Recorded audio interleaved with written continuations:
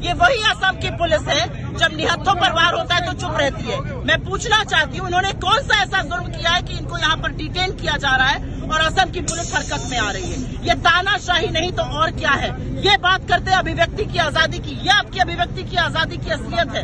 और अगर आपको एक्शन लेना ही है अब शब्दों पर, तो खूनी पंजा पर, कांग्रेस की विधवा पर, जर्सी गाय पर, 50 करोड़ की गर्लफ्रेंड पर रेनकोट पहनकर नहाते हैं हमारे प्रधानमंत्री को कहने पर पहले नरेंद्र मोदी जी को गिरफ्तार करिए और फिर किसी के खिलाफ एक्शन लीजिए। नमस्कार, आदाब। आप देख रहे खबर अड्डा और मैं हूं आपके साथ सुम्बुलीरम। जैसे जैसे 2024 करीब आ रहा है, वैसे वैसे राजनीतिक गर्माहट बढ़ती जा रही है, क्योंकि सत्ता में बैठी मोदी सरकार अपने प्रतिद्वंदियों और विपक्ष को डराना धमकाना शुरू कर चुकी है। उन्हें झूठे, फर्जी, फेक केस लगाकर और बयानों के आधार पर गिरफ्तार करने लगी है। दरअसल कांग्रेस के प्रवक्ता पवन खेड़ा कांग्रेस के 85 अधिवेशन में शामिल होने के लिए दिल्ली एयरपोर्ट से रायपुर जा रहे थे। तभी एयरपोर्ट पर नया ड्रामा खड़ा हो गया और ये ड्रामा था पवन खेड़ा के उस बयान को लेकर जो उन्होंने एक प्रेस कॉन्फ्रेंस में प्रधानमंत्री नरेंद्र मोदी पर राजनीति तंज कसा था। आपको याद होगा, पवन खेड़ा ने उस प्रेस कॉन्फ्रेंस में नरेंद्र दामोदर दास मोदी की जगह नरेंद्र गौतम दास मोदी कहा था। उसी बयान के आधार पर पवन खेड़ा को दिल्ली एयरपोर्ट पर रोक दिया जाता है, उन्हें फ्लाइट से उतार दिया जाता है, जिसके बाद बवाल खड़ा हो जाता है।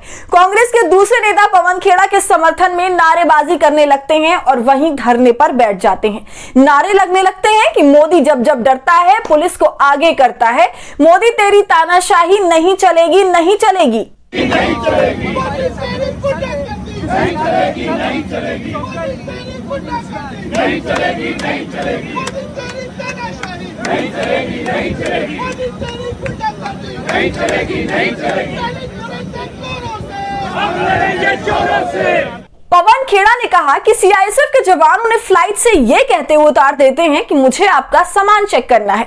जब पवन खेड़ा ने कहा कि हमारे पास कोई सामान ही नहीं है, हम तो बस एक हैंडबैग लेकर जा रहे हैं, इसी बीच उन्हें फ्लाइट से उतार दिया गया और कहा गया कि आप नहीं जा सकते हैं, डीसीपी आ रहे हैं, वो आपसे बात करेंगे। फिर इसी बीच एयरपोर्ट पर असम की पुलिस धमक जाती है और उनको गिरफ्तार कर लेती है।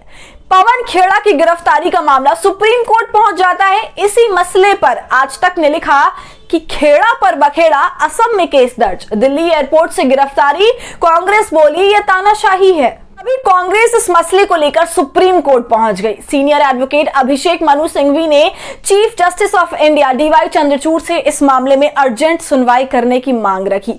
अर्जेंट सुनवाई की बात सुन चीफ जस्टिस ऑफ इंडिया ने पूछा कि पवन खेड़ा कौन है। तब अभिषेक मनु सिंघवी ने कहा कि पवन खेड़ा कांग्रेस के प्रवक्ता हैं, लगातार प्रेस से बातचीत करते रहते हैं। ये सुनकर चीफ जस्टिस ऑफ इंडिया सुनवाई के लिए तैयार हो गए और सुनवाई के बाद सुप्रीम कोर्ट ने पवन खेड़ा को राहत दे दी है। सुप्रीम कोर्ट ने पवन खेड़ा को मंगलवार तक के लिए अंतरिम जमानत दे दी है। कांग्रेस पार्टी के वरिष्ठ नेता पवन खेड़ा को रिहा कर दिया गया है। पवन खेड़ा को 30,000 के निजी मुचलके पर रिहा किया गया है। शाम 6:10 पर जमानत की कॉपी मजिस्ट्रेट के पास पहुंची और उसके बाद खेड़ा को रिलीज किया गया। रिहाई के बाद कांग्रेस कार्यकर्ताओं ने माला पहनाकर उनका स्वागत किया। इस दौरान मीडिया से बातचीत में उन्होंने कहा कि बिना एफआईआर कॉपी नोटिस दिए गैर कानूनी तरीके से मुझे गिरफ्तार किया गया। न्याय प्रणाली पर मेरी आस्था है, जिसकी वजह से आज मेरी स्वतंत्रता की रक्षा हुई।